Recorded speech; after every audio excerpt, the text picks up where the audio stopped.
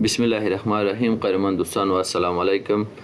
نن زموږ استاد چې کلاس چې دی په ایگزیکټ فنکشن باندې کار کوو او همدا ډول په فاین فنکشن باندې کار کوو. دا مثالونه له مخکې نه ما ځکه جوړ کړي دي چې زموږ استاد چې وخت پې زیات ضایع نه شي. ګورې ایگزیکټ فنکشن موږ تاسو سره څه کار کوي. ایگزیکټ فنکشن د ایگزیکټ فنکشن په ذریعه په واسطه موږ تاسو کولی شو چې یو نوم یا ټیکس مقایسه کړو. څه ډول یې مقایسه کړو؟ فرض مثال کله موږ سره داسې ضرورت پیدا کېږي، لومړی خو باید زه څه نومونه ولیکم. نومونه لیکم یا هېڅ نومونه نه لیکو، راځو دلته ریزلټ ته دلته ورته ایکول لیکم او له ایکول څخه وروسته ورته ایګزیکټ لیکم. صحیح ده؟ ایګزیکټ او قوس شروع کوم. له هغې نه وروسته لومړی ټیکس انتخابوم او بیا کامه یوز کوم، دوم ټیکس انتخابوم. صحیح ده؟ پارامتر کې دا دوه خبرې دي موږ سره. لومړی ټیکس و انتخاب کوم، ورپسې دوم ټیکس انتخاب کوم، نو دوم ورته دا ټیکس انتخابوم، قوس بندوم او انټر کوم. ډېر ایزي خبره ده، بیخي اسانه خبره ده. کله مې چې دا کار وکړی دې ځای دا اخلم او ډریګ کوم یې لاندې. ښه دا اوس ما سره ټول ټرو دي. د دې څخه هدف دا دی، ښه ګورې زه دلته لیکم چې فرض که لیکم چې کمال. صحیح دی؟ دا اوس ما سره فالس دی، ځکه فالس دی چې دوم ما نه دی لیکلی. زه غواړم دا سره مقایسه کوم. که زه دلته هم کمال ولیکم او انټر پریس کوم، ما سره ټرو راکوي، یعنې دا ټیکس یې مقایسه کړه. داسې یې مقایسه کړه چې یعنې دا ټیکس او دا ټیکس دي دواړه یو شی دی، یو ډول دی، سیم دی، فرق پکې نشته ده. کله تاسو ته په پریکټیکل کارونو کې ضرورت پیدا کېږي چې تاسې په دوه سیلینو کې داسې یو ارقام لیکي چې دواړه یو ډول وي، داسې یو ټیکس لیکي لکه کمپنۍ نوم وي، دواړه یو ډول وي، چې کله یې غلط ولیکي فالس درکوي، که صحیح ولیکي ترو درکوي. فرض که زه ورته راځم دلته ورته لیکم چې موږ سره یو کس دی، یو ټیکس دی د جان په نوم باندې. صحیح دی؟ ورپسې بیا ورته لیکم جان، خو دا سپل یې ورته غلطوم چې انټر کوم، ګورې ما ته فالس راکوي، وایي دا غلط دی، ځکه دا ټیکس دی یو ډول دی او دا ټیکس چې موږ ولیدو دا بل ډول دی. خو که دلته ورته جان ولیکم انټر یې کړم، ګورې دا هم موږ ته ټرو راکوي.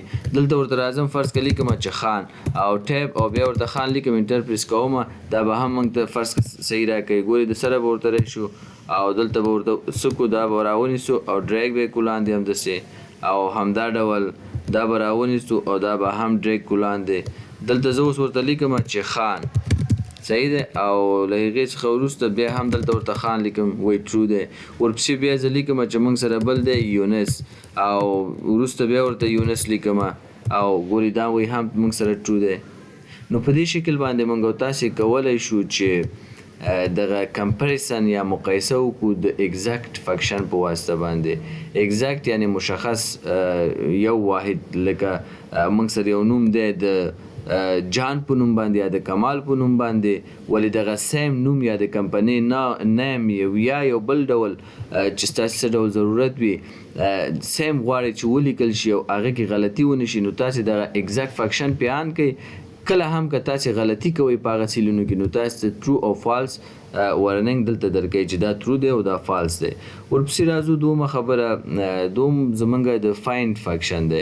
ګورئ د فایند په ذریعه باندې موږ کولی شو چې یو ټیکس کې ځان ته د یو حروف نمبر پوزیشن مشخص کړو. هغه څه ډول؟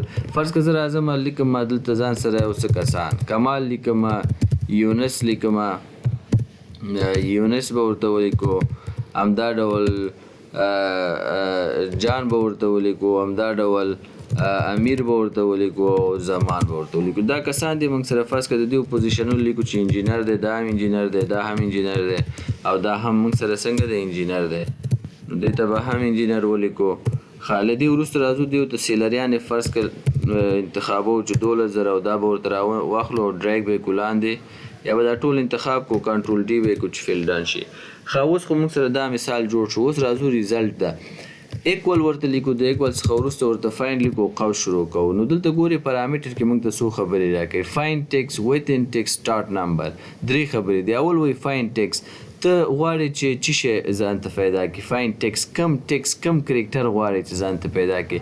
نو زه ډبل کوټیشن एकदम زه ورته وایم داسې کار وکړه چې ته ما ته دغه ال پیدا کړه، ال. صحیح دی؟ او بیا ډبل کوټیشن بیا کامه، ویتن ټیکس، دا ال وایي په کوم ټیکس په کوم کلمه کې درته پیدا کړم. زه ورته وایم دغه د کمال په کلمه کې چې دی دا ټیکس پیدا کړه. ښه بیا ورته کامه یوز کوم. درېیمه خبره پارامتر کې ماته دا کوي سټارټ نمبر. ښه په دغه کمال کې چې دی ته غواړې چې د ال حروف درته پیدا شي، خو دلته خو به ډیټا ډېر زیاتې د څوم نمبر نه شروع کړي، دا یو کمال نه شروع کړي، یونس نه شروع کړي، جان نه. خو د کمال پیدا کوو زه ورته وایم دغې اول نمبر نه شروع کړه او بیا ورته قوس بندوم او انټر کوم. ښه اوس ماته څه وایي ګورې وایي کمال چې دی دغه ال چې تا غوښته چې فایند یې کړي دا 5م نمبر پوزیشن کې دی. ګورې اول کې دی بیا ای دی بیا ام دی بیا ای دی بیا ال دی، 1 2 3 4 5 5م نمبر کې دی صحیح موږ ته وویستلو. نو په دې شکل باندې موږ تاسې کولی شو چې ځان ته په یو ټکس کې چې دی یو حرف نمبر پوزیشن مشخص کو. زه راځم یو بل مثال کار کوم. ایکول لیکم، فاین لیکم، قوس شروع کوم. ښه فاین ټکس څه شی غواړې پیدا کړې؟ زه یاره غواړم چې په دغه زمان کې د یوازې ان حرف پیدا کړم. نو ډبل کوټیشن دلته ورته سمپل ان لیکم او بیا ډبل کوټیشن بیا کامه یوز کوم. ښه دا ان زه غواړم پیدا کړم، خو په کوم کلمه کې دا ان غواړې چې پیدا کړې؟ ویتن ټکس ورته یم زمان. ښه صحیح دی، د زمان په کلمه کې ته غواړې چې ان پیدا کړې، نو بیا ورته کامه یوز کوم. سټارټ نمبر نو دا تا ته د څوم نه وایي شروع کړي، خو دا طبیعي خبره ده چې د اول نه به شروع کوو. نو دغه ټیبل کې موږ سره د اول نه شروع کړه. ښه دا مې اول نه شروع کړو، بیا قوس بندوم او بیا انټر کوم. نو دلته زمان هم موږ سره څوم دی؟ ان پکې 5م نمبر دی، اول دوم درېیم څلورم 5م نمبر حروف چې دی د زمان په کلمه کې موږ سره ان دی. ان یې موږ ته پیدا کړه چې د دې نمبر پوزیشن 5 دی. ښه اوس به راشي یو بل مثال به هم ورته کار کوم. فاینډ له دې څخه وروسته زه ورته وایم داسې کار وکړه چې ماته په دغه یونس کې چې دی اس آی راته پیدا کړه آی. نو ښه له دې وروسته ډبل کوټیشن ورته وایم چې راته پیدا کړه آی بیا ډبل کوټیشن کامه ویتن ټکس په کوم ټکس کې په یونس کې راته پیدا کړه بیا کامه سټارټ نمبر ورته وایم چې د یو نه شروع کوو بیا ورته قوس بندوم او بیا انټر کوم. غلطي وشو لکه چې ښه ای راته پیدا کړه ویتن ټکس په دې ټکس کې دا به د سره بیخي ورته ولیکو. فاین پیدا کړه راته ډبل کوټیشن شي پیدا کړه ای راته پیدا کړه بیا ډبل کوټیشن کاما.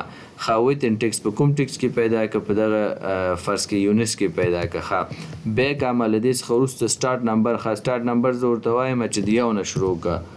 صحیح ده، د یو نه شروع کړه نور انټر کوم.